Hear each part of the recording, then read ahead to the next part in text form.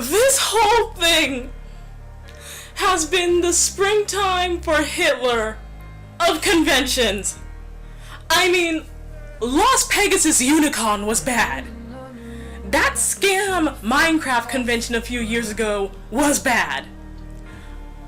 But this, oh Lord, this is taking the cake and writing slash fiction of it. So, for those of you who were blessed enough not to know, this weekend saw the debut of DashCon, the world's first convention made for Tumblr users by Tumblr users. At first thought, you may find yourself thinking, this was a thing! This was seriously a thing!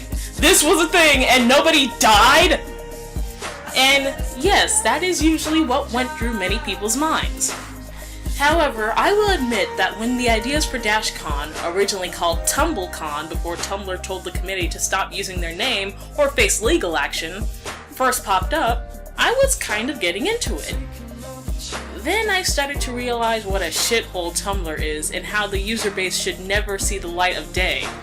So, yes, I was one of those people saying, if this goes through, someone is going to end up getting killed. However, the committee kept on planning and planning, even setting things up for a second convention.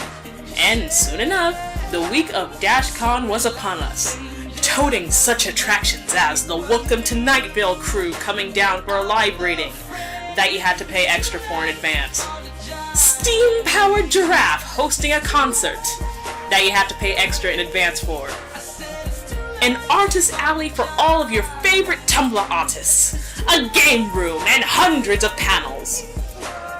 So, day one started, and everything went straight to shit! So day one didn't even get halfway through before the DashCon committee announced online and to the attendees that the hotel was going to kick them out unless they raised $17,000 post-haste. Now, you may wonder, what? Why? Why? Didn't you guys have your agreements with the hotel planned out before now? Well, apparently, the DashCon committee had a verbal agreement with the hotel that said they would pay them after Saturday's events.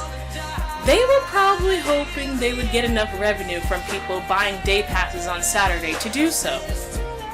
However, the management of the hotel reported that they had no such idea of any such verbal agreement taking place, and, needless to say, they wanted their fucking money.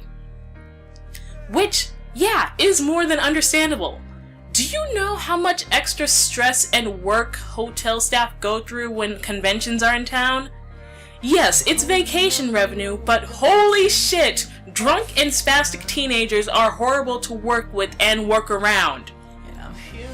But believe it or not, the money was raised.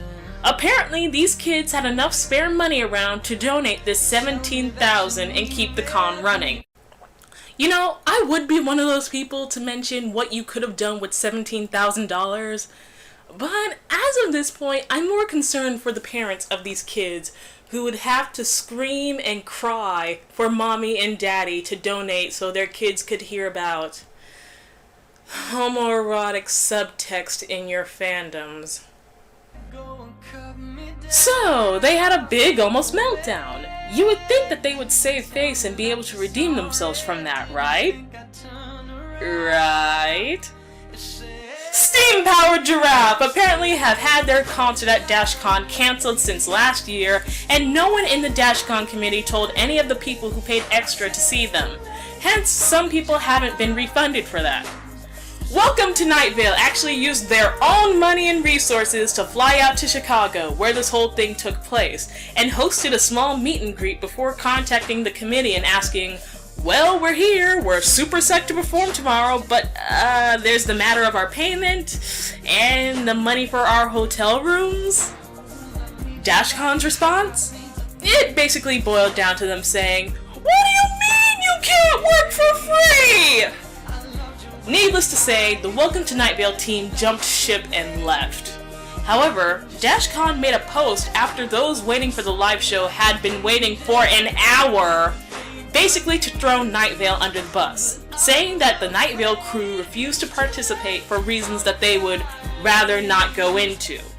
And, for a while, people were pushing the blame onto the Night Vale team until the creator of Welcome to Night Vale, Jeffrey Craner, made a post on his Tumblr actually explaining that they had already cancelled part of their European tour for DashCon. They had already paid for their own flights. How does DashCon, on top of all of that, expect them to work for free? After there had already been an agreement on payment months ago. Let's take a look at some of these panels. We have a panel for the Baker Street Babes, an official team of female Sherlock fans who look at things like AUs and the show from a feminine perspective. They also had to foot the bills for their hotel rooms after DashCon basically throwing their hands up in the air and frowning, "Why won't you work for free?" Define lines. Rape culture doesn't exist. A culture as a whole does not present the fact that rape is okay. That is the fault of the parents and the mind of an individual. Can you not? Exploring the Omegaverse. Okay, do you all want to know what Omegaverse is? Omegaverse is an AU trope used in fandoms where there are alphas, betas, and omegas, much like a wild dog pack. In Omegaverse fiction and art, alphas are dominant characters who get full-on mating rights, i.e. raping rights, to betas who can try and fight against it, and omegas who are just plain screwed because omegas are the lowest in this system and have no rights once an alpha decides that they want them. Also, alphas, no matter the gender, have nodding dog dicks. Their dicks actually knot to keep their cum inside of their mates to help them get pregnant. And betas and omegas, no matter the gender, can get pregnant. There was a panel for this. Hey there, brony! I imagine this ended up as an hour of teenage girls screaming death threats at whatever poor soul they got to handle that panel.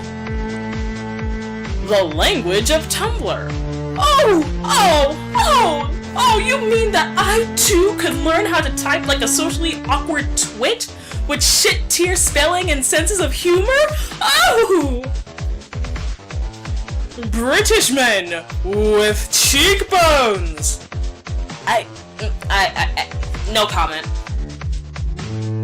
Such karaoke. Very sing. Wow. This was actually the title of their karaoke contest, people. Bedroom Sadomasochism 101, which is rumored to, despite being an 18+ panel, have been allowing minors inside. Hitalia Jeopardy! Hey dipshits, you spelled Jeopardy wrong! Ball Pit and Bounce House. Okay, let's stop here because I'm sure you guys are wondering. Ball Pit and Bounce House? They didn't! They did! One of their attractions was a kiddie pool filled with plastic balls and a bounce house. This actually happened. And going back to the Night Vale fiasco, rather than refund the people who paid extra for seating at the Night Vale live reading, DashCon offered them an extra hour in the ball pit and tickets to a raffle for a picture of Martin Freeman. Even sadder, around the time of this offer, the ball pit started deflating due to overuse. Ladies and gentlemen, I am now receiving news that someone has pissed in the ball pit. I repeat, someone has pissed in the DashCon ball pit. More news at 11. The game panel was literally a couple of tables and a singular TV hooked up to one gaming console. The Name That Anime game show panel was so disorganized that they were handing out hotel mints as prizes. Hotel mints as prizes. It was touted that DashCon expected 3,000 to 5,000 people to show up. they capped at around 500.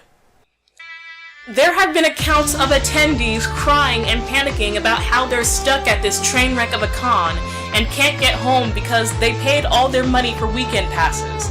And let me tell you, as someone who has sunk their money into a weekend pass, which was approximately around $50, her cosplay, her transportation, and her accommodations, there is nothing worse than having or wanting to leave early, and you either can't, or you do end up leaving with the knowledge that your money is gone. And DashCon tickets were $65 for the weekend and $45 per day. The convention that I talked about? Anime Expo. DashCon, the Hiroshima bomb of conventions, cost more than Anime Expo! And insult to injury, that $17,000 donation that was needed to keep the con at the hotel? Apparently no one knows where it went. You ask the hotel and mention the fact that DashCon has the money in PayPal, apparently, and the hotel will look at you like you're crazy. What hotel conducts business through PayPal? This has been a train wreck from conception to execution. The Artist Alley was a mess of a few people making 400% profit on things you would find on Etsy. Parents who brought their kids are threatening legal action. Significant others of the committee are going around harassing people who are talking and joking about what a travesty this has all been. One of the heads of the Fandom Committees, the smaller factions that DashCon employed to raise awareness of the cons and raise money through all branches of Tumblr, has written up their own horror story filled with screen caps from Skype conversations had with the DashCon committee. However, again, to say that no one saw this coming would be a lie. Tumblr is the website that can't tell the difference between a yarmulke, a top hat, and a fedora. This is the site that insists that all men are evil while creaming their panties over Benedict Cumberbatch and Misha Collins. The site that gets mad at bronies for making Rule 34, but go around making porn of Teenage Mutant Ninja Turtles, Transformers, and will read John Locke smut to their younger siblings as bedtime stories. Who in the literal hell thought that bringing Tumblr's user base into real life would be a good idea? These are people who believe that artists and professionals shouldn't be paid because, apparently, Tumblr fame is interchangeable with real-life currency. This is not how real life works, people.